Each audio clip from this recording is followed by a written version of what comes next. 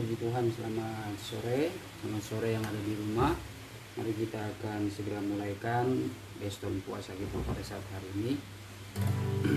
Kita angkat pujian yang mengatakan kemurahan.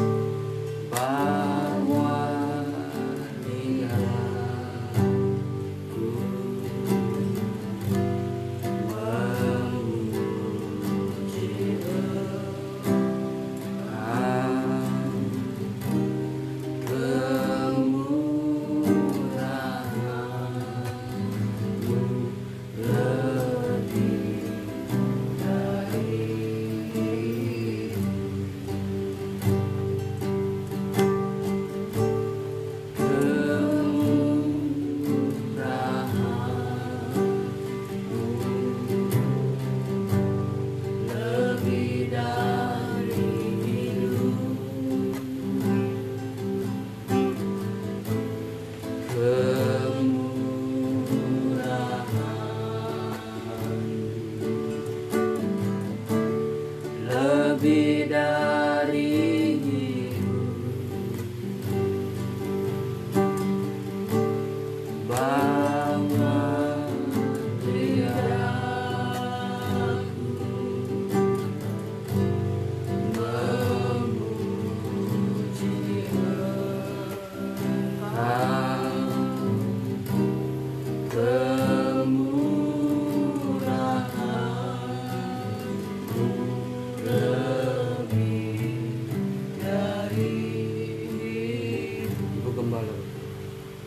Bapa kami yang berada di dalam surga, Bapa yang kami panggil Engkau di dalam nama Tuhan Yesus Kristus. Kami mengucap syukur dan berterima kasih kepadamu pada sore hari ini. Kalau Engkau masih berikan waktu yang baik bagi kami untuk kami bisa berkumpul untuk beribadah kepadamu. Kami percaya ini satu anugerah Tuhan yang besar bagi kami pribadi. Oleh karena itu Tuhan, pada sore hari ini kami menyerahkan acara ini ke dalam tangan-Mu. Dari awal pertengahan sampai pada akhirnya, biar semua berjalan sesuai dengan kehendak-Mu.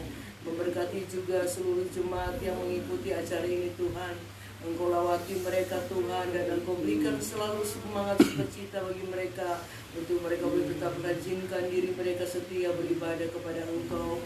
Walaupun ibadah online ya Tuhan, tapi kami percaya Engkau hadir di tengah-tengah kami, dan kami tahu lawatan Tuhan boleh terjadi bagi kami semua. Ampuni kekurangan kelemahan kami Tuhan, dan ajar terus kami untuk kami tetap mencintai Tuhan dengan sungguh-sungguh. Terima kasih Bapa di surga, karena kuasa-kuasa kegelapan yang coba mengganggu acara kami pada saat ini. Kami bersatu hati memanggil nama-Mu. Kami bertengking segala kuasa kegelapan itu hanya di dalam nama Tuhan Yesus Kristus. Hai setan, Engkau keluar. Darah Tuhan Yesus Kristus yang berkuasa di kerana lucunan saya. Terima kasih Tuhan, pagari tempat kami ini bungkus dengan kuasa darah-Mu ya Tuhan. Dalam nama Tuhan Yesus kami sudah berdoa dan mengucap syukur dan memulai acara Ebeston kami sore ini. Haleluya. Amin. Amin. Puji Tuhan.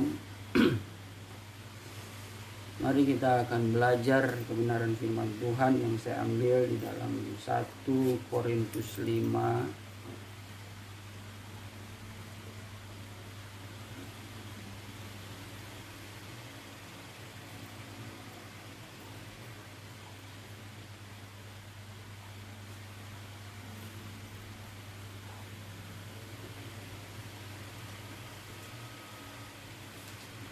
1 Korintus 5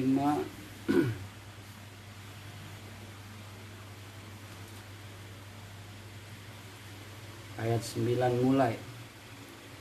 Dalam suratku telah kutuliskan kepadamu supaya kamu jangan bergaul dengan orang-orang cabul. Yang aku maksudkan bukanlah dengan semua orang cabul pada umumnya dari dunia ini, atau dengan semua orang kikir dan penipu, atau dengan semua penyembah berhala, karena jika demikian kamu harus meninggalkan dunia ini. Tetapi yang kutuliskan kepada kamu ialah supaya kamu jangan bergaul dengan orang yang sekalipun menyebut dirinya saudara adalah orang cabul, kikir, penyembah berhala, pemfitnah, pemabuk, atau penipu. Dengan orang yang demikian janganlah kamu sekali-kali makan bersama-sama. Sebab dengan wewenang apakah aku menghakimi mereka yang berada di luar jemaat? Bukankah kamu hanya menghakimi mereka yang berada di dalam jemaat? Mereka yang berada di luar jemaat akan dihakimi Allah. Usirlah orang yang melakukan kejahatan dari tengah-tengah kamu. Puji Tuhan. Pada kesempatan ini kita diingatkan tentang suatu pergaulan kehidupan kita, terlebih sebagai anak-anak Allah, sebagai orang Kristen, di mana kita mempunyai standar kehidupan, yaitu kehidupan yang kudus. Karena memang ada janji firman Tuhan yang besar, ketika kita senantiasa mencari kehidupan yang kudus, maka Tuhan akan senantiasa beracara di dalam kehidupan kita.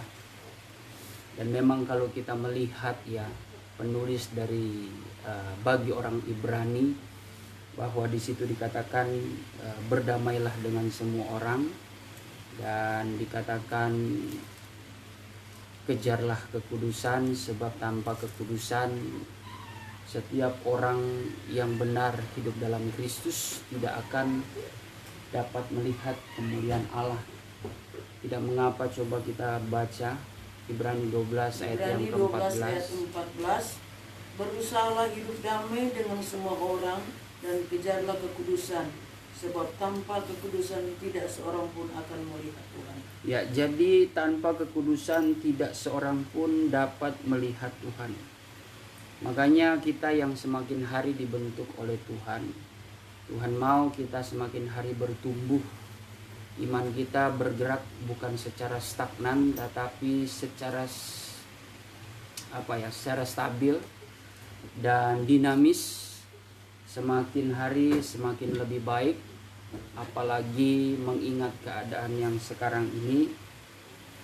Tentu saya yakin dan percaya adalah suatu kesempatan dari kuasa kegelapan untuk membimbangkan iman kita, mencoba untuk mengganggu hubungan kita, kedekatan kita dengan Tuhan dengan berbagai cara, dengan isu-isu yang sudah menyebar melalui informasi media manapun, sehingga dapat mengganggu segala pikiran kita, dapat mengganggu segala hati kita yang kita yakini bersama kalau di dalam Tuhan itu ada ketenangan. Tetapi yang kita hadapi adalah realita kehidupan, di mana rasio kita pasti mendengar, memikirkan sesuatu yang sedang terjadi. Bahkan kita dengan logika kita juga memikirkan akan perkara ke depan itu seperti apa.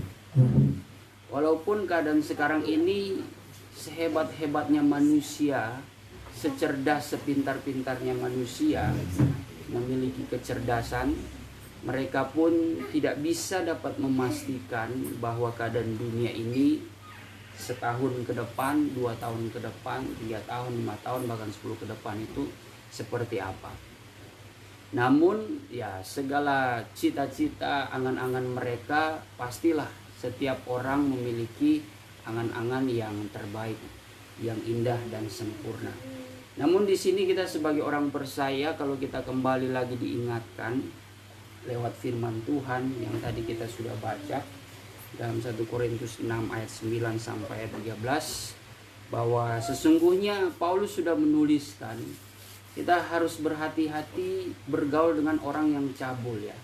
Cabul di sini Paulus mengatakan bukan sekedar cabul secara jasmani, tetapi cabul secara batinia.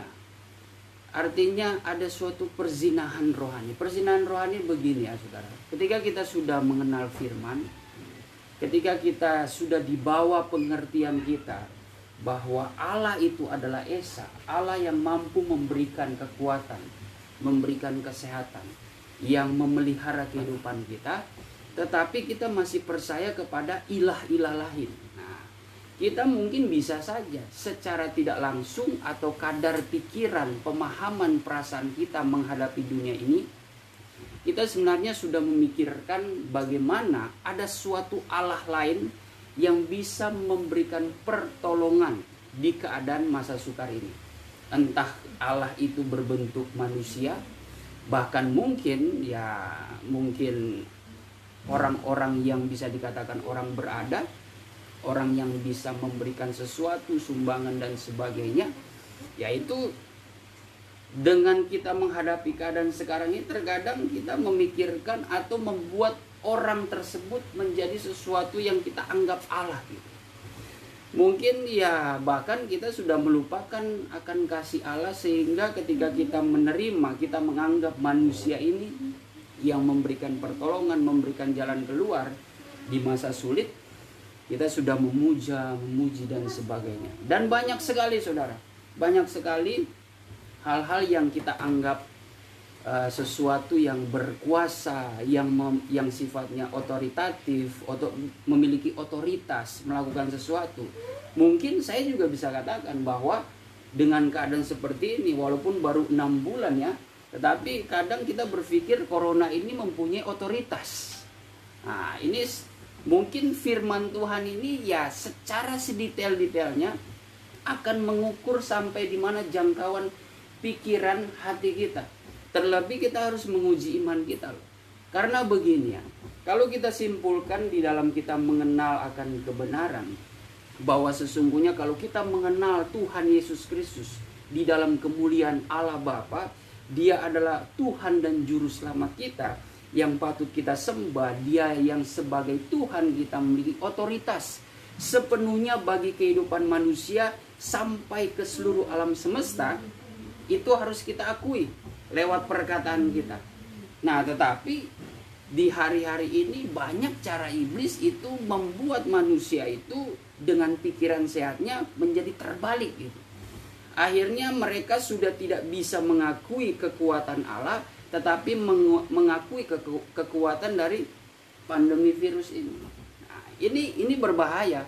Memang ini mungkin kita menganggap sepele kan kita kan cuma cerita-cerita ya. Sudah sejak awal memang firman Tuhan kami mengajarkan kepada jemaat, memberikan kekuatan bagi kita. Jangan dibawa cerita itu soal pandemi virus untuk sekedar pemahaman, berita supaya kita mengenal, mengetahui kondisi yang ada, ya itu tidak mengapa. Tapi jangan menjadi bahan cerita, entah di gereja, entah di rumah, dimanapun. Seolah-olah corona ini memiliki kuasa gitu, yang bisa melakukan sesuatu kepada alam semesta ini, kepada hidup kita. Ya, apalagi dengan suatu tanda, kita tahu nih, buktinya aja ada yang meninggal. Buktinya aja sudah ratusan ribu, bahkan kalau seluruh dunia itu sudah jutaan manusia itu dia lewat virus ini terjangkit, dan mereka itu terpapar di rumah sakit tidak berdaya. Ya itu betul. Tetapi kita harus kembali lagi kepada firman Tuhan. Kita harus beriman bahwa segala sesuatu semuanya itu di dalam kendalinya Tuhan. Kita jangan kalah dengan keadaan yang ada ya. Jangan terpengaruh, jangan terintimidasi. Nah, ini yang termasuk juga dikatakan suatu pemikiran yang cabul. Artinya kita ini sudah betul-betul mengasihi Tuhan. Kita sudah percaya kepada Tuhan, tetapi kenapa kita masih mau percaya kepada sesuatu ilah lain yang kita anggap berkuasa? Wah, itulah yang sebenarnya kita anggap seperti dewa, seperti Tuhan yang mampu melakukan segala sesuatu. Tidak, kita harus betul-betul memiliki prinsip di dalam kebenaran. Nah, saudara, kalau kita kembali lagi ya, di dalam 1 Korintus 5 tadi mengatakan begini. Ayat yang ke-10, yang aku maksudkan bukanlah dengan semua orang cabul pada umumnya dari dunia ini, atau dengan semua orang kikir dan penipu, atau dengan semua penyembah berhala, karena jika demikian kamu harus meninggalkan dunia ini. Nah, Paulus menyimpulkan kalau dunia itu isinya seperti begini, orang cabul semua, ya seharusnya kita orang benar sudah tidak hidup di dunia ini. Tuhan sudah angkat itu. Karena tidak patut orang benar tinggal di dalam dunia yang sudah terkutuk. Tidak patut. Ya walaupun memang kalau secara pemahaman eskatologi akhir zaman, memang gereja Tuhan orang benar akan diungsikan. Karena dunia sudah terkutuk. Nah itu tinggal bagaimana pilihan kita untuk menjadi orang benar atau menjadi orang yang terkutuk. Kalau menjadi orang benar tentu kita memiliki sifat yang baik. Tapi kalau menjadi orang yang terkutuk, ya kita cinta akan dunia. Segala sesuatu kita percaya apa yang terjadi dalam dunia ini bisa merenggut, bisa menentukan kehidupan kita. Bukannya kita percaya kepada Tuhan. Kalau kita percaya kepada Tuhan, ya apapun bagaimanapun kita meninggal, cara mati kita, ya kita tetap menyembah Dia. Itu mungkin jalan yang terbaik. Sebab kalau kita berpikir mengenai gereja mula-mula lagi, saya ingatkan, mereka ada yang digergaji menjadi dua, ada yang tubuhnya dibalikan, terus dipotong, disayat pelan-pelan. Itu para martir seperti itu. Apakah kita mau mengatakan mereka ini adalah orang-orang yang hidup dalam dosa karena matinya sadis, kejam seperti itu? Tidak seperti itu. Tetapi di sini kita harus memiliki iman kepada Tuhan bahwa sesungguhnya semua Allah yang menentukan, bukan virus corona, bukan orang-orang yang berkuasa. Penguasa-penguasa dunia ini justru mereka mencoba mengambil jiwa-jiwa orang supaya mereka itu menjadi orang-orang yang ateis secara tidak langsung. Karena mereka ingin, penguasa-penguasa dunia ini ingin diri mereka yang disembah, yang diakui. Ya, kalau kita kembali kepada teori konspirasi, kalau ternyata ini merupakan virus ini merupakan penyebaran, merupakan senjata elit daripada negara tertentu, senjata nuklir lewat virus, sebab pikir mereka kalau melepaskan nuklir, musuhnya juga melepaskan nuklir, itu bisa sudah hancur itu dunia. Karena ada pendapat bahwa bom atom yang dijatuhkan di Jepang itu ternyata di nuklir yang mereka buat sekarang justru itu memiliki muatan bom atom yang lebih daripada ratusan. Berarti luar biasa daya ledaknya seperti apa itu. Di Jepang saja cuma bom atom 1 biji aja itu udah traumanya membuat sampai sekarang ini masyarakat Jepang, apalagi sekarang mereka sudah membuat senjata nuklir yang isinya itu isi ratusan bom yang daya ledaknya itu seperti bom atom yang dijatuhkan di Hiroshima itu. Waduh, itu lebih berbahaya. Makanya mereka pakai cara senjata nuklir lewat virus, pelan tapi mematikan, sangat beracun. Nah kalau ini permainan penguasa di sana, ya kita serasa seperti orang-orang yang dipermainkan. Kita orang bawah bisa apa? Cuma bisa mengikuti permainan catur mereka. Tetapi inilah yang kita harus renungkan. Kalau kita di dalam Tuhan, Tuhan mencoba untuk kita melawan. Nah, di sini saudara jangan berpikir saya sudah mulai ancang-ancang harus bertindak dengan iman. Jadi kalau pemerintah melarang kembali menutup ibadah, sudah maju saja tetapi ibadah. Ya bukan seperti itu saudara. Artinya kita jangan sampai kita dikuasai dengan segala ketakutan oleh karena pandemi ini. Karena kalau ternyata terbukti ujung-ujungnya permainan manusia, kita seperti orang yang diperbodohi, saudara. Dipermainkan oleh orang-orang tertentu yang hanya mencari kekuasaan. Dan kita tidak boleh seperti itu. Kita jangan sampai seperti itu. Kita hanya percaya kepada Tuhan yang berkuasa dapat memelihara kehidupan kita. Nah, kembali lagi, kalau mengenai apa yang menjadi bacaan kita, ini semua bersumber dari pikiran yang cabul, saudara. Pikiran yang cabul ini ternyata kasusnya terjadi di dalam jemaat. Paulus katakan di situ, sebab dengan wewenang apakah aku menghakimi mereka yang berada di luar jemaat? Bukankah kamu hanya menghakimi mereka yang berada di dalam jemaat? Mereka yang berada di luar jemaat akan dihakimi Allah. Usirlah orang yang melakukan kejahatan dari tengah-tengah kamu. Ini sebenarnya bisa paralel ayatnya, maksud dan tujuannya itu seperti yang dimaksud oleh Rasul Yohanes dalam 1 Yohanes 2 ya. 1 Yohanes 2 tentang antikris yang ada di tengah-tengah kita. Coba kita baca. 1 1 Yohanes 2 ayat yang ke-18 mulai. 18 mulai. Anak-anakku, waktu ini adalah waktu yang terakhir. Dan seperti yang telah kamu dengar, seorang antikristus akan datang. Sekarang telah bangkit banyak antikristus. Sekarang telah bangkit banyak antikris. Itu 2000 tahun lalu kurang lebih. Terus. Itulah tandanya bahwa waktu ini benar-benar adalah waktu yang terakhir. Itulah tandanya bahwa waktu ini adalah waktu yang terakhir.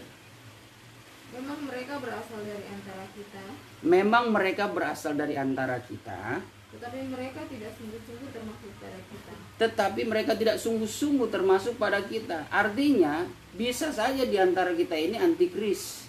Bisa saja, mungkin saya.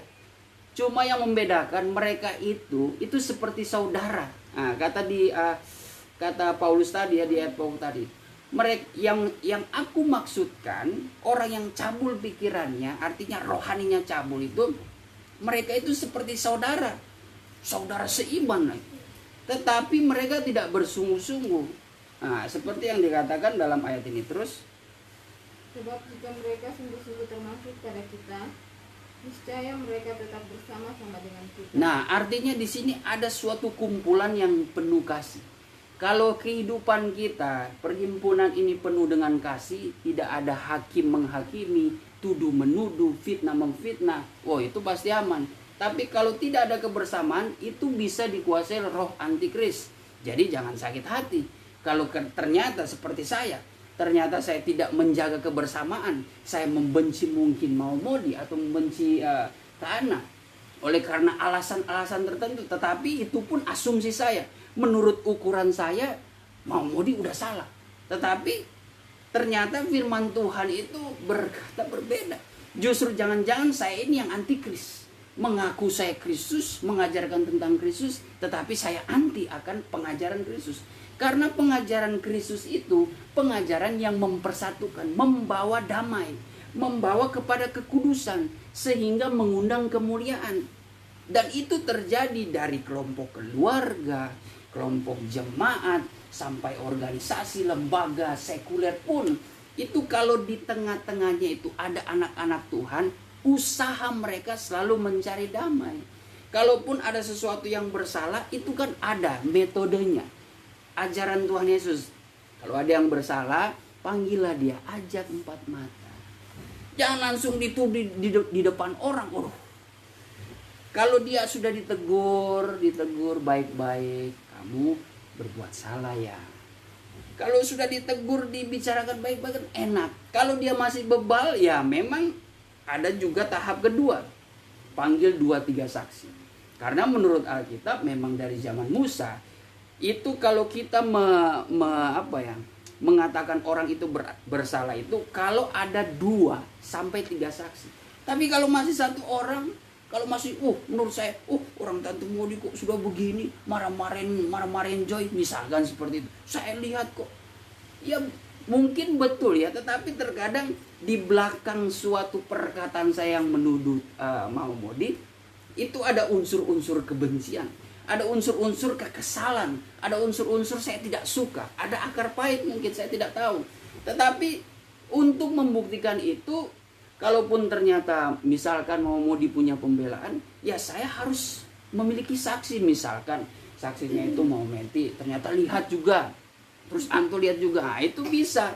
Tetapi itu pun konsepnya harus dibicarakan dulu 4 mata. Kalau tidak, ajak 2-3 saksi. Kalau masih bebal juga, panggil jemaat. Kalau tidak lagi berubah juga, Tuhan katakan, firman Tuhan disitu, anggaplah dia itu orang yang dirasuk oleh setan. Itu pun ibarat kata membiarkan ya. Nah ini memang balik lagi saudara. Kita ini di dalam perhimpunan sebagai orang percaya. Ini perhimpunan tadi saya katakan bukan sekedar perhimpunan ini. Perhimpunan dalam keluarga, sebagai keluarga Allah, di dalam jemaat, di dalam lembaga sekuler. Kalau perhimpunan itu ada kebersamaan, itu mengundang berkat.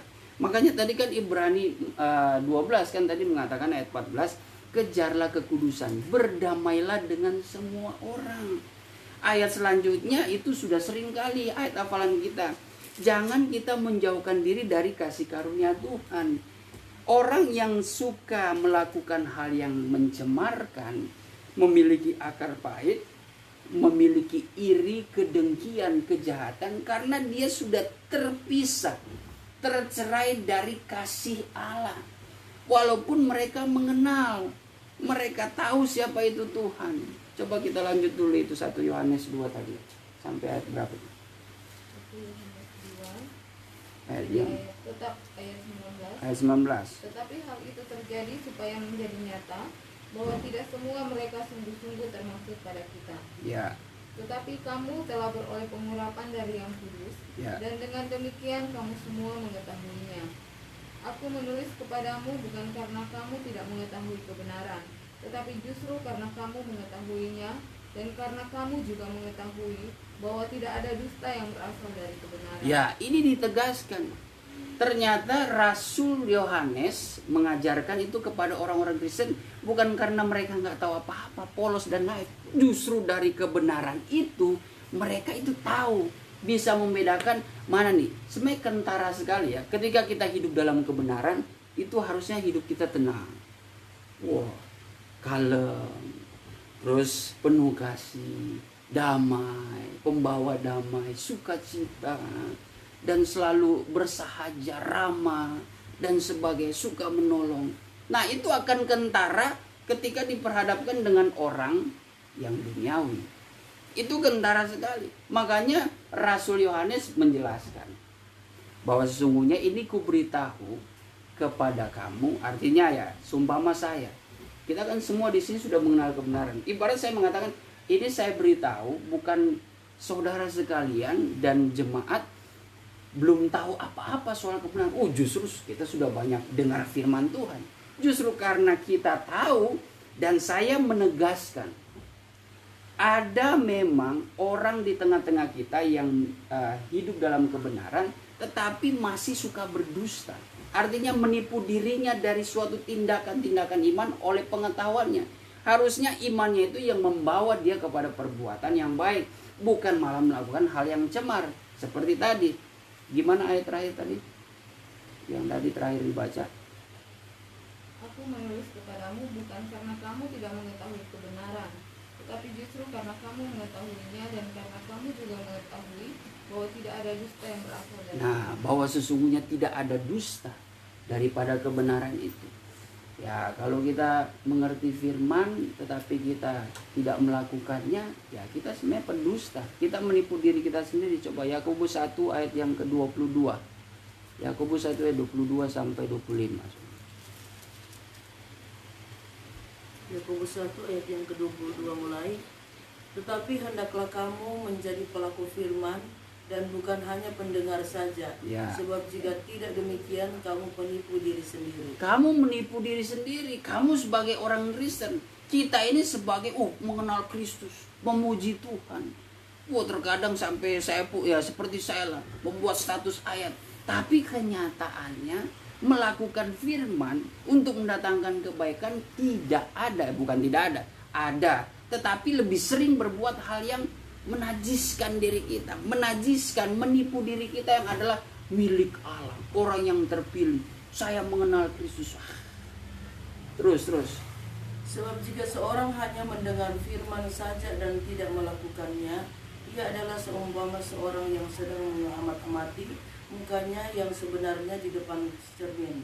Ya, Baru saja ia memandang dirinya, ia sudah pergi atau ia segera lupa bagaimana rupanya.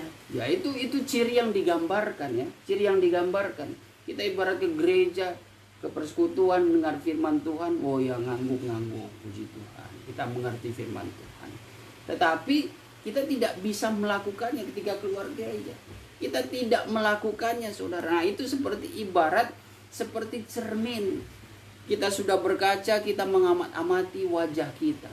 Yang secara pengertiannya lewat firman itu menjadi cerminan hidup kita. Firman selalu memantulkan refleksi dalam kehidupan kita bahwa kita ini diciptakan menurut rupa dan gambar Allah di dalam kemuliaan dengan perbuatan-perbuatan terang. Efesus 5 ayat yang ke-9 mengatakan perbuatan terang itu berbuahkan perbuatan yang membawa kebenaran, keadilan dan kebaikan.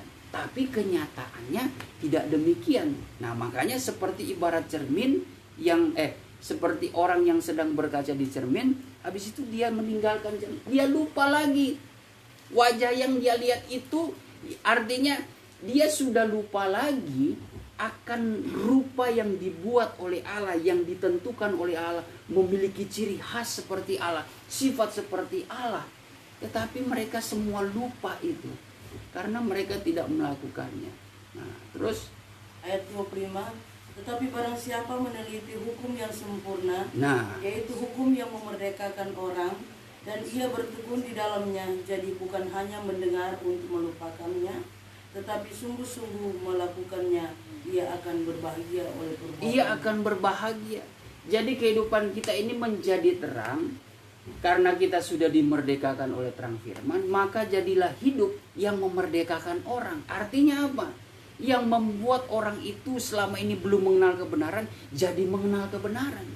Tapi kalau sikap kita, tidak menjadi contoh, tidak menjadi berkat, ya orang tidak merasa dimerdekakan. Ya mungkin saya tidak tahu maksud Tuhan kepada Anto. Ya saya percaya karena lingkungan, sekalipun terlepas dari kekurangan kekurangan, kesimpulannya Anto mau menerima. Siapa itu Yesus Kristus? Terlepas dari segala sifat, perbuatan mungkin kita ada kekurangannya. Tapi setidaknya kita ada doa, ada kuasa untuk senantiasa melayani Anto. Walaupun saya katakan banyak kekurangan. Tetapi kalau sudah diyakinkan, itu salah satu tanda kita memerdekakan dia. Tapi jangan kalau Anto sudah dimerdekakan, jangan kita bikin dia terbelenggu lagi oleh karena perbuatan-perbuatan yang tidak menjadi berkat. Ya kecewa dia. Bisa-bisa dia balik lagi kepada keyakinan yang dulu. Nah ini berbahaya. Kita harus hati-hati. Bahkan tadi dikatakan kalau kita tekun berbuat kebenaran itu, berbahagialah kita. Jangan sebaliknya. Kita bahagia kalau kita melihat orang tertindas. Itu kan aneh sekali. Itu bukan hukum yang memerdekakan. Nggak usah mengaku baca meneliti hukum yang sempurna lewat firman Tuhan. Sudahlah. Itu seperti perkataan yang bohong, yang mendukakan hati Tuhan sebenarnya. Itu ada itu. Coba kita buka ya di dalam Roma 1. Roma 1 ayat yang ke-20.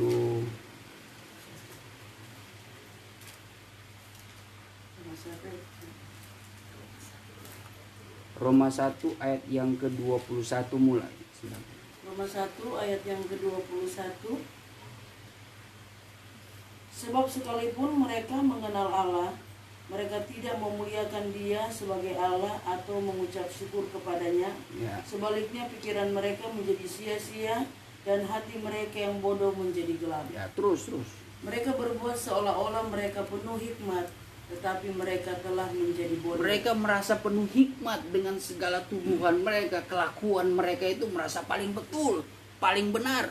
Tapi firman Tuhan katakan mereka itu bodoh dan sia-sia. Terus mereka menggantikan kemuliaan Allah yang tidak fana dengan gambaran yang mirip dengan manusia yang fana, burung-burung, binatang-binatang yang berkaki 4 atau binatang-binatang yang melata. Nah, ini bicara berhala ya, berhala di jemaat di Roma itu. Nah, ini pikiran cabul. Mereka sudah mengenal Allah tetapi kehidupan mereka tidak.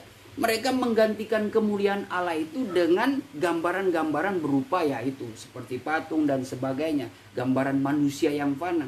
Mereka itu justru bukan lagi menghormati Allah tetapi menghormati dan tunduk kepada manusia yang atau penguasa-penguasa di dunia ini. Nah, ini berbahaya. Bahkan dikatakan itu mereka itu adalah orang-orang yang bodoh. Coba kita teruskan. Ayat 24. Karena itu Allah menyerahkan mereka kepada keinginan hati mereka akan kecemaran, sehingga mereka saling mencemarkan tubuh mereka. Nah, sehingga mereka saling mencemarkan tubuh mereka. Nah, ini sebenarnya udah konteksnya ke arah percabulan tubuh jasmani ya. Karena memang naturnya memang seperti itu ya.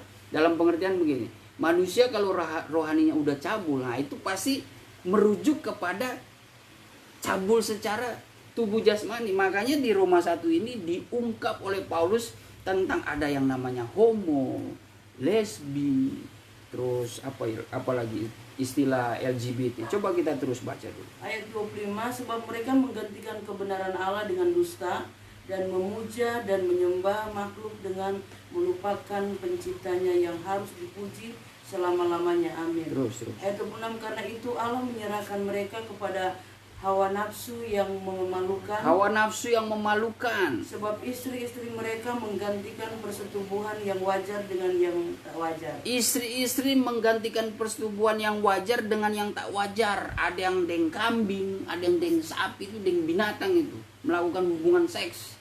Bahkan dengan wanita sesama perempuan. Hal-hal yang tidak wajar terus. Demikian juga suami-suami meninggalkan persetubuhan yang wajar dengan istri mereka dan menyala-nyala dalam birahi. Menyala-nyala dalam birahi. Mereka seorang terhadap yang lain, sehingga mereka melakukan kemesuman laki-laki dengan laki-laki. Dan karena itu mereka menerima dalam diri mereka balasan yang setimpal untuk kesetanan mereka. Kesesatan mereka. Ya, artinya ini pikiran yang cabul. Mereka sudah meninggalkan Allah. Lihat, hawa nafsu yang sia-sia, najis, kotor kehidupannya. Nah, kalau kita merasa ada sesuatu yang kita membuat diri kita ini mulai menjauh daripada Tuhan, ini udah tingkat parah ya. Nah, tetapi bisa menuju ke sana loh. Segala sesuatu yang najis dianggap bukan najis. Itu halal bagi mereka. Sebab coba saja kita terus baca itu. Di akhir ayat itu mereka justru menyetujui apa yang mereka lakukan. Ayat 28, dan karena mereka tidak merasa perlu untuk mengakui mereka Allah, tidak merasa perlu mengakui Allah, saudara. Terus. Maka Allah menyerahkan mereka kepada pikiran-pikiran yang terkutuk. Nah, pikiran-pikiran yang terkutuk. Sehingga mereka melakukan apa yang tidak pantas. Ya. Penuh dengan rupa-rupa kelaliman, kejahatan, serakah, dan kebusukan, busuk, penuh dengan dengki, pembunuhan karakter, perselisihan, dan kefasikan. Ya. Mereka adalah pengumpat, pemfitnah, pengumpat ini seperti ini ya, pencuri ya. Terus pembenci Allah, pemfitnah, pembenci Allah, kurang ajar, congkak, sombong, pandai dalam kejahatan, pandai dalam kejahatan. Terus tidak taat kepada orang tua, tidak berakal, tidak setia, tidak menyayang, tidak mengenal belas kasihan. Nah, tidak suka yang namanya belas kasihan, tidak ada pengampunan. Nah, itu. Sebab walaupun mereka mengetahui tuntutan hukum Allah, walaupun dia orang Kristen, pendeta sekalipun, sudah mengenal tuntutan Allah, hukum-hukum Allah, firman Tuhan, terus yaitu bahwa setiap orang yang melakukan hal-hal demikian patut dihukum mati. Harusnya firman menghakimi, patut dihukum mati orang seperti itu. Tetapi apa? Mereka bukan saja melakukannya sendiri, tetapi mereka juga setuju dengan mereka yang melakukannya. Lihat, orang-orang seperti itu, ya apalagi dalam kasus-kasus tertentu, mereka kalau menghakimi orang, waduh, ketemu dengan orang yang juga menghakimi, komplotan mereka. Itu makanya kalau kehidupan kita sebagai orang percaya, ya sekarang pendeta-pendeta pun saya dengar isunya, kalau sudah berkomplotan, ya tidak tahu mana itu yang benar. Kalau sudah di atas mimbar, sudah saling menyerang dan sebagainya, menghakimi tanpa ukuran yang benar, tanpa menghakimi dengan adil. Dan itu terjadi baik sedangkan di dalam rumah Allah saja terjadi ya, apalagi di luar rumah Allah yang ibarat kata lebih liar kondisinya. Sedangkan di rumah Allah, sedangkan orang-orang percaya itu terjadi, apalagi orang-orang yang di luar sana, saudara. Waduh, makanya kita harus hati-hati. Hiduplah di dalam kemerdekaan yang membawa damai sejahtera. Kita jangan sampai timbul ada pikiran cabul. Pikiran cabul itu sebenarnya ada sesuatu sifat yang membenarkan, tetapi mau menghakimi orang, mau menuduh orang, bahkan memfitnah orang. Itu berbahaya. Itu adalah sifat ahli Taurat. Kalau kita tergolong sifat ahli Taurat, saya katakan kita itu adalah orang-orang pembunuh Yesus, pembunuh kebenaran. Karena apa? Tuhan Yesus tidak terbukti bersalah, tetapi mereka tuduh bikin-bikin. Walaupun Tuhan Yesus sudah, tapi luar biasanya Tuhan itu tidak membela diri. ya udah dia malah pasrah. Walaupun pengikut-pengikutnya, mana apa yang kau tuduhkan? Tidak ada. Tetapi ahli Taurat ini, sudah hukum saja Pilatus, hukum dia. Pokoknya kalau kami sudah membawa kepadamu, dia itu harus mati. Nah, ini menjadi peringatan bagi kita. Jangan kita menjadi orang Kristen tetapi pembunuh Yesus itu sendiri. Hati-hati. Kita sebagai orang yang mengenal Kristen, tetapi kita ini ternyata pembunuh dari kebenaran. Itu berbahaya loh. Makanya ya, coba kita sebagai terakhir ya, kita lihat kisah daripada pelacur yang kedapatan melakukan hal yang jahat. Di dalam Injil Yohanes pasal yang ke-6.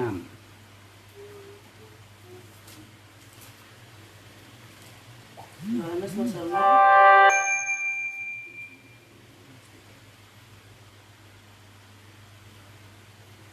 Yohanes pasal 8.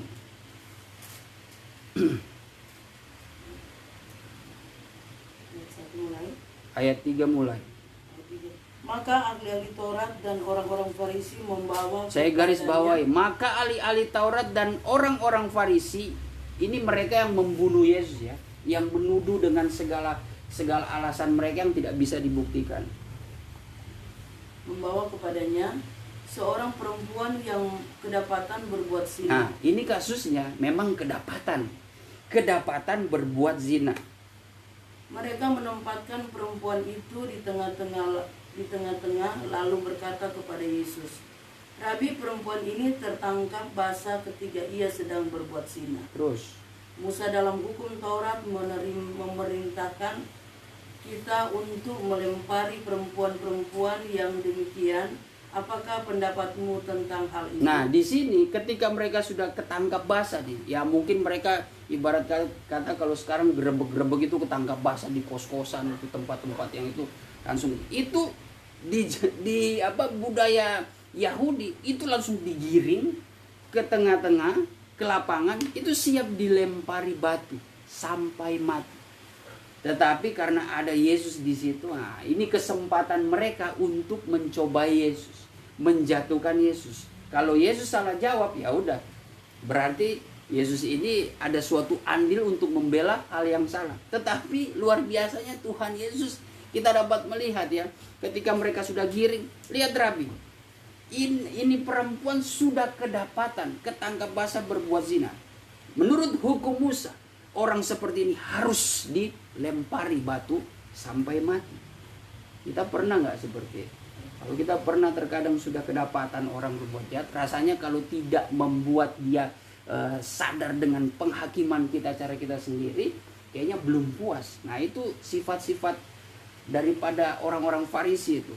Nah, tetapi apa yang dilakukan Tuhan Yesus?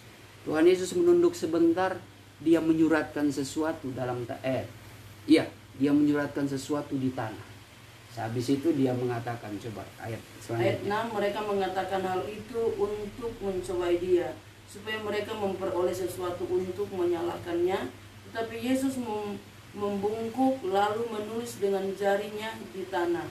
Dan ketika mereka terus-menerus bertanya kepadanya, ia pun bangkit berdiri lalu berkata kepada mereka, barang siapa di antara kamu tidak berdosa, hendaklah ia yang pertama melemparkan batu kepada perempuan itu. Terus. Lalu ia membungkuk pula dan menulis di tanah. Tetapi setelah mereka mendengar perkataan itu, pergilah mereka seorang demi seorang, mulai dari yang tertua, akhirnya tinggallah Yesus seorang diri dengan perempuan itu yang tetap di tempatnya. Terus. Lalu Yesus bangkit berdiri dan berkata kepadanya, hai perempuan, di manakah mereka? Tidak ada seorang yang menghukum engkau. Jawabnya, tidak ada Tuhan. Lalu kata Yesus, aku pun tidak menghukum engkau. Pergilah dan jangan berbuat dosa lagi mulai dari sekarang. Nah, ternyata yang diangkat oleh Tuhan adalah belas kasih. Belas kasihan. Di sini ada beberapa pelajaran dari sikap Tuhan Yesus dan juga sikap daripada perempuan. Perempuan ini sudah kedapatan dia siap dihukum mati, berdosa. Tetapi karena dia datang merayap di kaki Tuhan, dia meminta ampun. Oh, Tuhan ampuni. Tuhan ampuni. Itu gambaran kehidupan kita. Kalau sudah berbuat dosa, tapi kita betul-betul datang duduk di bawah kaki Tuhan, memohon, mengaku segala kesalahan, segala dosa-dosa kita, maka Tuhan berjanji akan memulihkan, memberikan pengampunan. Manusia tidak. Oh, manusia dia kejar terus. Kalau belum kedapatan, dia kejar terus sampai kalau perlu itu orang mati.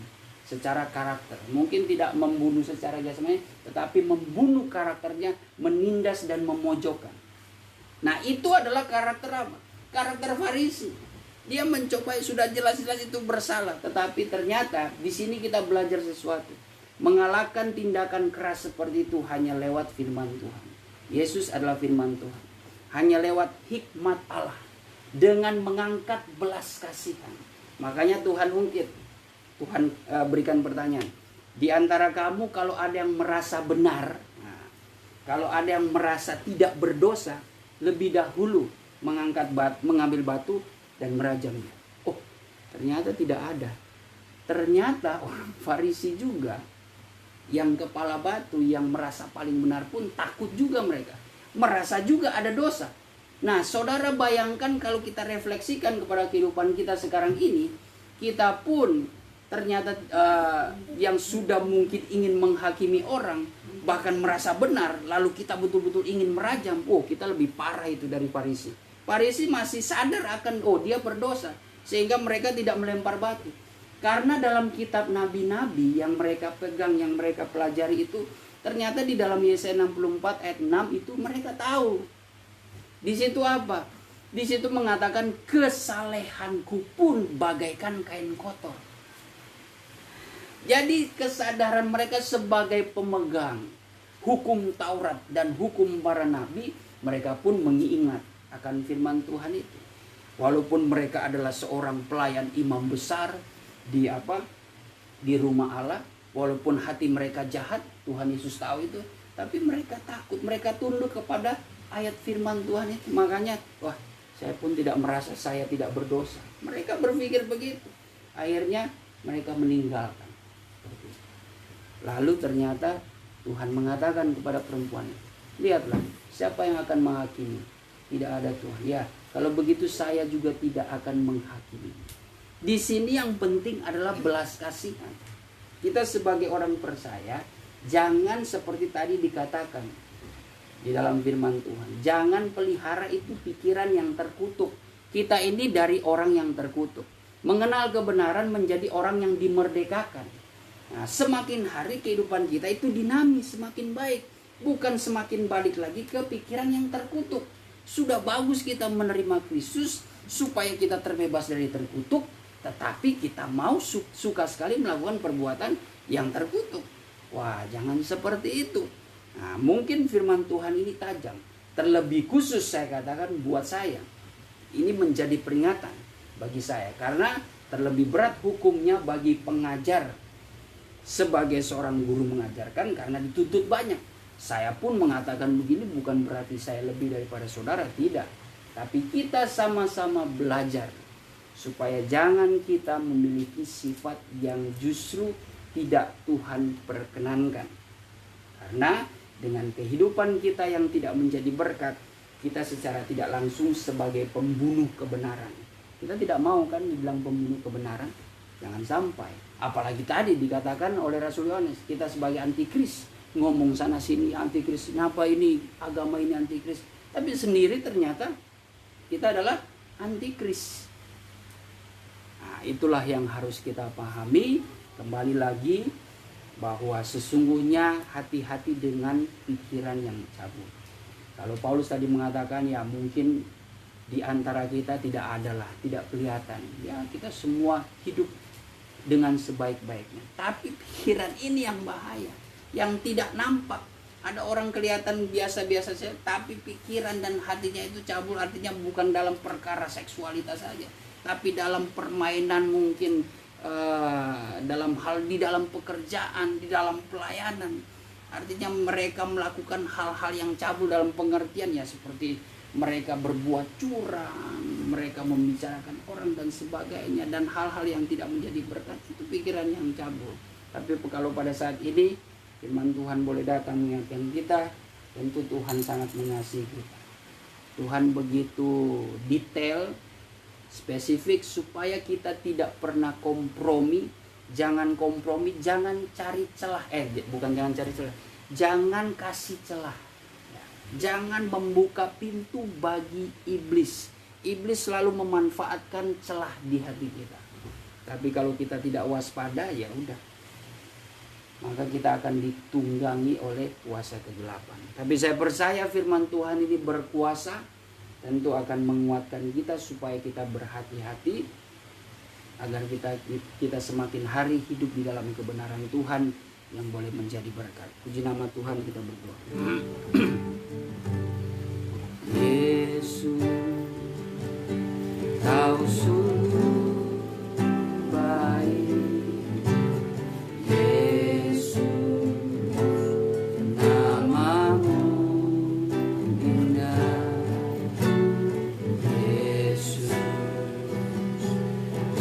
Cinta Kau selalu ku tinggikan, ku agungkan selamanya.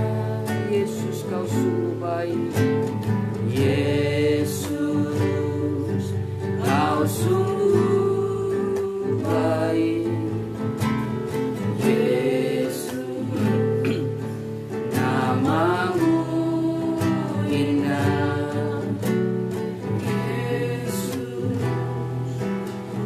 Cinta Kau selalu ku tinggikan, ku agungkan selamanya.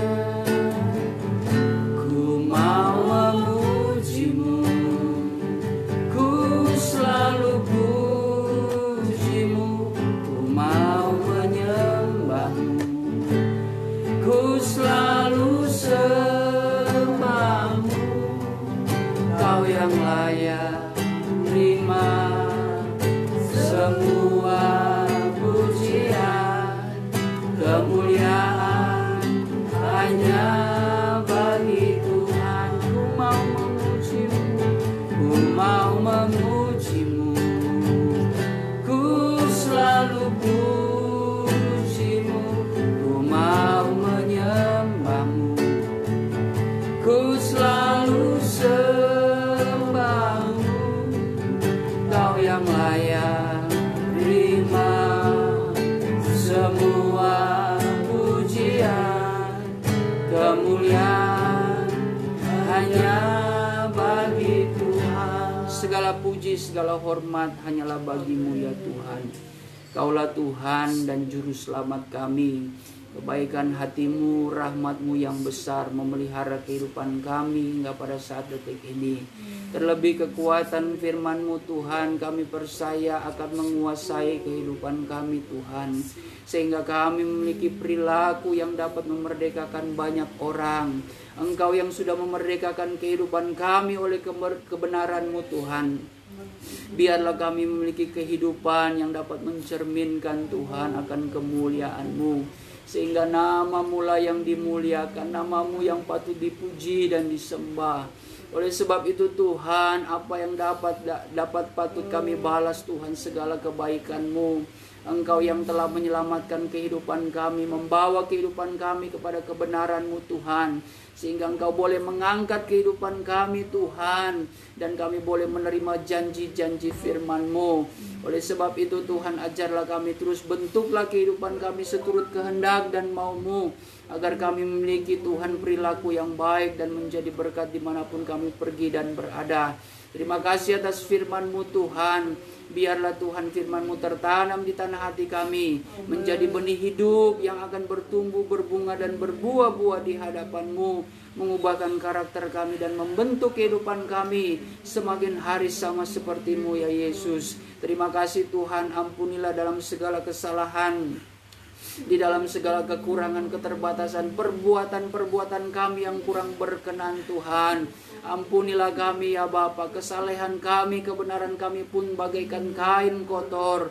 Tentu Tuhan, kekudusan-Mu adalah segala-galanya bagi kami. Kami mau Tuhan mendapatkan pengampunan dan pembaharuan daripada-Mu, agar kami boleh dapat menerima berkat kemuliaan yang daripada-Mu Tuhan. Terima kasih, setelahnya ini Tuhan kami rindu untuk menyembah Engkau dalam roh dan kebenaran. Siapakah kami ini Tuhan? Kami mau merendahkan diri di hadapan-Mu. Biarlah kekudusan-Mu menjamah melawati kami, mengubahkan kami Tuhan, agar kami Tuhan dapat memelihara setiap anugerah-anugerah, bahkan Tuhan setiap karunia berkat yang Engkau percayakan dalam hidup kami untuk memuliakan nama-Mu saja Tuhan. Oleh sebab itu di dalam penyembahan Tuhan, kami menolak setiap kuasa kegelapan yang bekerja untuk mengintimidasi pikiran kami dengan berbagai cara. Demi nama Tuhan Yesus Kristus kami hancurkan pekerjaan iblis itu. Darah Tuhan Yesus yang berkuasa. Terima kasih Tuhan, kami mau menyembah Engkau dalam roh dan kebenaran. Jamalah hati kami semua Tuhan. Kami mau Engkau melawati hati kami, membaharui hati kami, agar kami boleh menjadi orang yang berkenan di hadapan-Mu. Demi nama Tuhan Yesus Kristus, haleluya. Aku sembahkan, ku sembahkan Engkau yang layak untuk ku sembah, ku sembahkan, ku sembahkan Engkau yang layak untuk ku sembah. Rai dilawan, rai diterawan, nelai diterawan,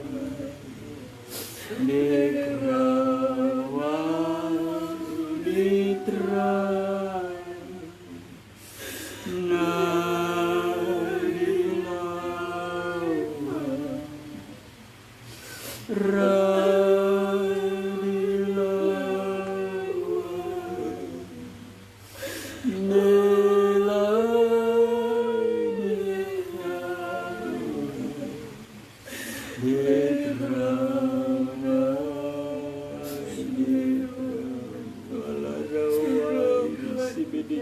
nadilawan, radilawan, nelai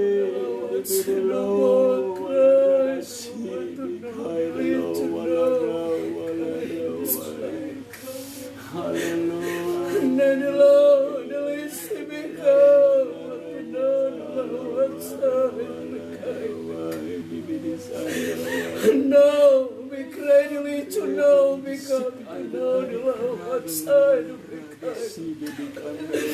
Akulah alif dan ya yang ada dan yang sudah sedia ada, bahkan yang akan datang kelak, yaitu yang maha kuasa. Bikrilah dalam Tuhan, hai hambaku dan anak-anakku, sejahtera dan berbahagialah kamu, karena aku ada di tengah-tengah kamu. Bikrilah tonight, aku hadir untuk membuktikan bahwa aku tidak pernah meninggalkan kamu. Bikrilah tonight, sebab itu menyerah dengan sungguh-sungguh dan hormatilah kehadiranku di tengah-tengah kamu.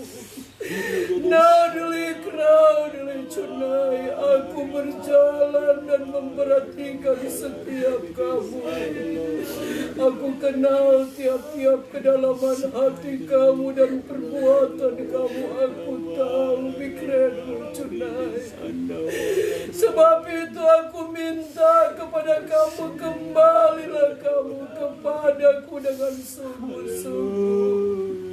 Karena aku akan berbuat sesuatu dalam hidup kamu agar kamu menjadi berkat Bikrai Junai.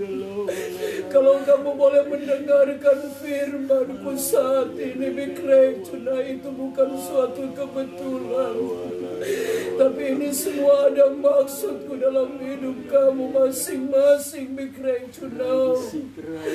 Agar kamu bukan menjadi pendengar yang setia, tapi menjadi pelaku-pelaku firman-Ku.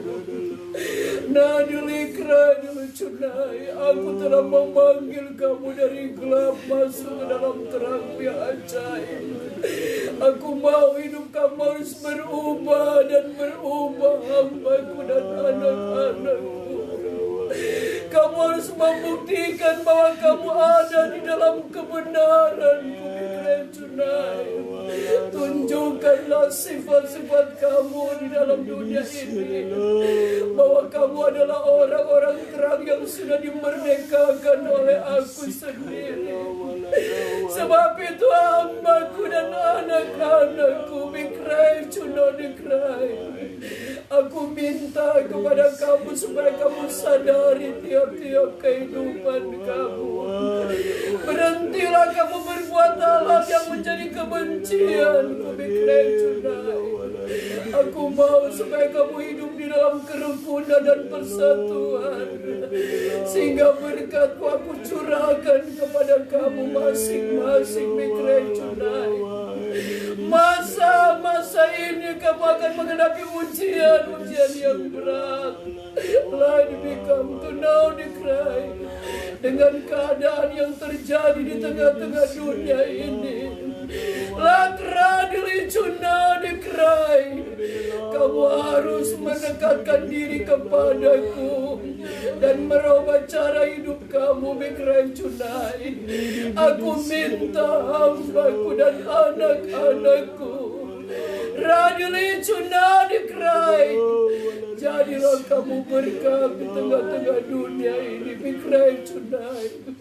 Kalau kamu mengasihi aku Bikrai Junai, kasihilah jiwa-jiwa itu yang belum diselamatkan. Latra dili Cuna dikrai Junai. Aku mau hamba-Ku dan anak-anak-Ku supaya kamu hidup di dalam persatuan Aidibikam Tunai. Karena masanya sudah dekat Aidibutra dulu Tunai. Kalau aku mau ungkapkan segala tindakan-tindakan kamu Bikrai Tunai, aku bisa ungkapkan semuanya. Tapi aku tahu kedalaman hati kamu tidak mampu menerimanya. Hamba-Ku dan anak-anak-Ku, aku mengasihi kamu Bikrai Junai. Masihkah kamu ingat pengorbananku pada 2000 tahun yang lalu? Aku tidak berdosa dijadikan dosa. Aku tidak bersalah dijadikan salah Bikrai Junai. Sehingga aku rela mati di atas kemuncak juta Bikrai Junai demi menemetrai diri Junai, menyelamatkan kamu yang ada di dalam dunia ini Bikrai Junai. Itu satu tanda kasih-Ku kepada kamu. Dan kalau kamu sudah menerima kasih-Ku, di manakah kasih kamu terhadap orang lain? Bikrai Junai, aku menuntut dalam setiap kehidupan kamu, biarlah kamu menjadi orang-orang yang mengasihi aku dengan sungguh-sungguh. Karena aku punya rencana di dalam tiap-tiap kehidupan kamu. Lehesi Bikam Tunai, janganlah kamu takut Bikrai dulu Tunai. Kalau kamu hidup di dalam aku berjanji, aku sedia memberikannya apa yang menjadi keperluan kamu Bikrai dulu Tunai. Lalu bikrau dilicuna dikrai. Sebab itu tetaplah kamu datang kepadaku dan setia menyelidiki firman dan banyak mendengarkan suaraku, agar hidup kamu semakin hari makin berkenan di hadapanku. Lady become to know the cry. Mengertikah kamu hambaku dan anak-anakku? Reach know the cry. Hai hambaku, berkrai tunai. Aku tahu kerinduan hatimu. Di tengah-tengah engkau melayani pekerjaanku, berkrai dulu tunai the cry. Jangan menyangka aku tidak mendengar dan melihat keberadaanmu. Ingat engkau baik-baik. I know the cry. Engkau sudah sampaikan kebenaran itu, Bikrai tonight. Aku berjanji aku tetap membela engkau, Bikrai tonight. Sebab itu layanilah pekerjaanku dengan sungguh-sungguh, karena aku tahu usahamu dan kerinduanmu. Aku tahu pergumulan yang kau hadapi juga di hari-hari ini, Bikrai tonight. Setiap doa dan air matamu itu tidak akan menjadi sia-sia, tapi ada satu pembalasan yang aku akan lakukan. Datra dilicunani cry dulu tunai. Satu saat engkau lihat ada sesuatu yang aku akan kerjakan, wahai hambaku. Mengertikah engkau di cry dulu tunai? Tetap lakukan pekerjaanku dengan sungguh-sungguh. I devote tunai di cry. Aku sedia memberikan hikmat kepadamu di dalam engkau melayani pekerjaanmu, agar engkau tidak salah melangkah. I devote tunai di cry. Dan penyertaanku selalu nyata dalam hidupmu. Bekrai dulu tunai. Aku sedia melakukan apa yang diperlukan, hai hambaku. Lecin mo tunai. Andalkan aku sungguh-sungguh, karena berkat itu akan aku kirimkan kepadamu. Mengertikah engkau di laut tunai? Sebab itu berbahagialah kamu hambaku dan anak-anakku yang sudah mendengarkan suara Bekrai dulu tunai. Terima kasih Allah Bapa kami yang berada di dalam kerajaan surga. Terima kasih Engkau boleh mengasihi kehidupan kami. Engkau boleh memulihkan, mengampuni, bahkan memberkati kehidupan kami. Kami percaya Tuhan, semua kami yang hadir, bahkan Tuhan jemaat-Mu yang menyaksikan dari rumah mereka masing-masing, boleh diberkati lewat firman-Mu Tuhan. Itu menjadi hal yang utama di dalam kehidupan kami Tuhan. Ketika Engkau memberkati kami secara rohani berlimpah-limpah, maka Engkau akan memberkati kami juga dalam perkara jasmani. Yang terutama biarlah ajarlah kami selalu haus dan lapar akan kebenaran-Mu Tuhan. Ajarlah kami untuk selalu mengutamakan mencari kerajaan dan kebenaran-Mu. Maka hal yang lainnya tentu Engkau akan menyediakannya Tuhan. Terima kasih Bapa. Sekali lagi ampunilah dalam segala dosa kesalahan kami, perbuatan kami yang seringkali melawan kehendak-Mu Tuhan. Ampunilah kami. Sekedar kemurahan-Mu Tuhan, biarlah Engkau membaharui kehidupan kami Tuhan, dan terus pimpin kami untuk kami tetap berjalan di dalam kebenaran-Mu. Terima kasih Bapa. Kami serahkan Tuhan bagi bangsa dan negeri kami ini. Jikalau Tuhan pemerintah menetapkan suatu peraturan Tuhan PSBB Tuhan yang diperketat kembali, tolong Tuhan berikan kami hikmat, kebijaksanaan, berikan kami kemampuan sebagai rakyat Indonesia Tuhan, untuk dapat dengan bijaksana Tuhan menjalankan perintah protokol ini. Sebab kami percaya Tuhan pemerintah juga merupakan wakil-Mu yang Kau pilih untuk dapat Tuhan menjalankan tugas-tugas negara Tuhan. Oleh sebab itu Engkau juga melindungi mereka sebagai pemerintah Tuhan. Kau berikan kebijaksanaan, hikmat bagi mereka. Lindungilah kaum keluarga mereka juga. Terlebih kekuatan kesehatan Kau berikan bagi mereka, agar mereka Tuhan boleh bertanggung jawab di dalam mereka menjalankan tugas bagi bangsa kami dan negeri kami ini Tuhan dengan sebaik-baiknya. Tuhan tolong kami percaya Engkau tidak akan membiarkan setiap orang-orang yang selalu mengandalkan Engkau Tuhan. Biarlah pandemi ini Tuhan, Engkau yang akan terus melakukan hal yang terbaik. Engkau menjaga, melindungi Tuhan. Kami tetap berdoa ya Bapa. Setiap kasus-kasus Tuhan yang terjangkit Tuhan, tolong Engkau memberikan kesembuhan, pemulihan bagi mereka. Biarlah Engkau dapat menghentikan Tuhan dari segala Tuhan korban yang berjatuhan. Biarlah kami Tuhan yang masih dalam keadaan sehat, oleh karena kemurahan-Mu kami tetap menjalankan Tuhan sesuai protokol dengan bijaksana Tuhan, agar kami boleh melihat, kami boleh bekerja sama Tuhan, bangsa dan negeri kami boleh dipulihkan Tuhan. Terima kasih Tuhan, selain daripada itu semuanya kami hanya bisa berserah kepada Engkau. Engkaulah yang dapat Tuhan menentukan segala sesuatu yang terjadi di dalam dunia ini Tuhan. Yang terutama iman kami Tuhan tetap berserah dan mengandalkan Engkau. Terima kasih Bapa di sorga, ini yang menjadi doa dan permohonan kami. Di dalam Beston ini kami boleh diberkati kami semua, tidak terkecuali Tuhan. Terima kasih Bapa, kami sudah berdoa dan mengucap syukur di dalam nama Tuhan Yesus Kristus. Haleluya.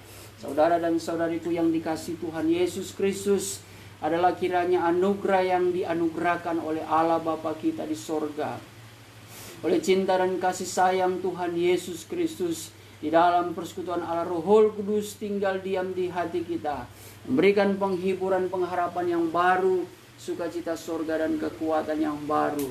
Berkat kemenangan ini akan menjadi bagian kita dan akan terus menyertai kita mulai hari ini, esok, dan sampai Tuhan Yesus datang kembali menjemput gerejanya di atas awan-awan dalam kemuliaan yang kekal sebagai Raja di atas segala raja. Haleluya, haleluya. Amin. Ya, Tuhan. Udah kelihatan?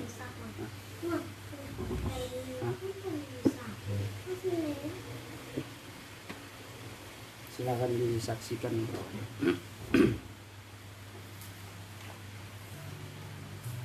Puji Tuhan ya, saya ingin menyaksikan kemuliaan Tuhan yang saya nampak tadi waktu masuk di dalam doa dan penyembahan, bahwa saya melihat bahwa satu sinar itu turun dari atas ke bawah saudara-saudara, dan kemudian tempat ini menjadi terang. Karena setiap kali saya melihat kemuliaan Tuhan selalu harus ada terang. Dan kemudian saya melihat Tuhan turun di tengah-tengah kita dan Dia berjalan-jalan memperhatikan kita, dan Dia katakan bahwa hormatilah aku yang ada di tengah-tengah kamu. Dan Tuhan katakan bahwa apa yang sudah disampaikan oleh hamba-Nya, saya lihat bahwa waktu Yonatan itu berbicara, saya melihat bahwa Tuhan ada di depan dia, dan ternyata dia di belakang dari Tuhan yang ada di depan untuk menyampaikan firman Tuhan yang ada. Dan Tuhan katakan bahwa ini bukan suatu kebetulan, tetapi ini ada maksud buat kita semua, sehingga kita yang sudah mengenal, yang sudah dipanggil oleh Tuhan, Tuhan mau kita harus menjadi terang di tengah-tengah dunia ini. Dan yang saya melihat bahwa ada Efesus 5 ayat yang ke-8 dan 9. Kemudian sudah itu hilang, saya lihat bahwa Tuhan katakan bahwa kalau kamu mengasihi aku, Dia katakan kamu harus menuruti segala hukum-hukumku. Dan kalau kamu mengasihi aku, kamu harus mengasihi juga orang lain. Tuhan katakan begitu, karena itu yang aku mau di dalam kehidupan kamu. Kemudian ada hal-hal yang Tuhan tunjukkan, tapi saya tidak perlu sampaikan kepada saudara. Dan itu saya akan uji dan saya akan lihat waktunya itu kapan akan terjadi. Dan Tuhan cuma ingatkan yang penting apa yang Tuhan sudah sampaikan kita harus lakukan dengan sungguh-sungguh. Dan Tuhan katakan kalau kita bersungguh-sungguh itu mengadakan suatu, kita ada persatuan, itu akan mengundang berkat Tuhan berikan kepada kita. Mengapa seringkali kita minta belum mendapatkan? Tuhan katakan karena Tuhan masih lihat keadaan kita itu belum berubah dan benar-benar kepada Tuhan. Dan kemudian Tuhan katakan apa yang kamu bergumul di masa-masa ini, Tuhan katakan bahwa Dia sedia memberikannya asal kita tetap setia kepada Dia dan lakukanlah firman Tuhan. Inilah penglihatan yang saya nampak tadi, dan saya saksikan ini hanya di dalam nama Tuhan Yesus Kristus. Ya, puji Tuhan, kesimpulannya adalah kita tetap menjadi terang dengan segala perbuatan terang, dan selalu ada berkat Tuhan di dalam setiap kehidupan kita kalau kita mau hidup dalam kesatuan. Ya, dalam pengertian kalaupun kita yang hidup sendiri, Ya, kita harus membuktikan kita mencintai persatuan dengan teman kita, sahabat, sesama kita dan sebagainya. Apalagi dalam rumah tangga ataupun dalam keluarga, ya kita harus tetap dalam persatuan, tetap hidup dalam damai, kerukunan seperti tadi disinggung, supaya kita betul-betul dapat mengundang berkat Tuhan. Bahkan tadi diingatkan, kenapa terkadang doa pergumulan kita yang mungkin sampai yang sudah lama itu tidak terjawab, ya mungkin karena memang ada ada sesuatu yang belum kita bereskan dengan Tuhan. Artinya sesuatu yang belum kita bereskan dengan Tuhan itu pasti menyangkut hubungan horizontal. Karena kan Tuhan mengatakan, barang siapa orang yang mengatakan mengasihi aku tetapi membenci saudaranya, ia berdusta. Sebenarnya ia tidak mengasihi Tuhan. Bagaimana dia mau mengasihi Tuhan yang tidak nampak, sedangkan yang nampak saja di depan matanya yang nyata dia tidak sanggup mengasihi, apalagi yang tidak nampak. Ya, itu suatu perbandingan, gambaran yang baik, ya. Makanya kita selalu dituntut bagaimana kita hidup dalam kasih dan damai, apalagi hari-hari sekarang ini. Harusnya dengan keadaan sekarang ini kita bersatu, ya. Ya, walaupun gambaran khususnya di DKI Jakarta ini gambaran karena kita tidak bersatu beginilah. Akhirnya terus timbul, disuruh pakai masker tapi nggak kompak, masih ada yang itu terjadi secara secara skala besar. Nah, itu pasti akan berpengaruh juga sampai skala tingkat keluarga kecil.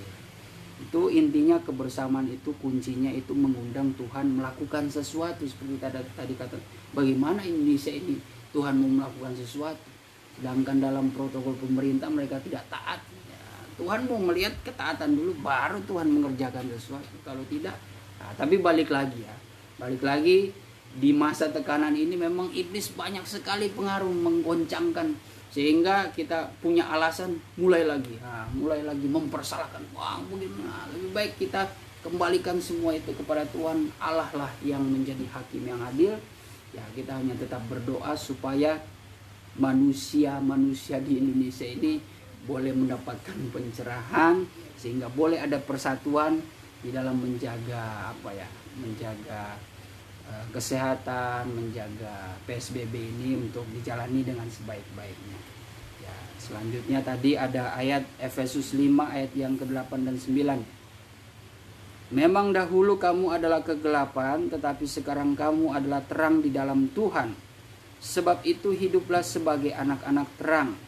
Ayat 9, karena terang hanya berbuahkan kebaikan dan keadilan dan kebenaran. Ya, ini yang tadi saya singgung, ya, bahwa kita ini harus hidup dalam terang, dan terang itu perbuatannya adalah kebaikan, keadilan dan kebenaran.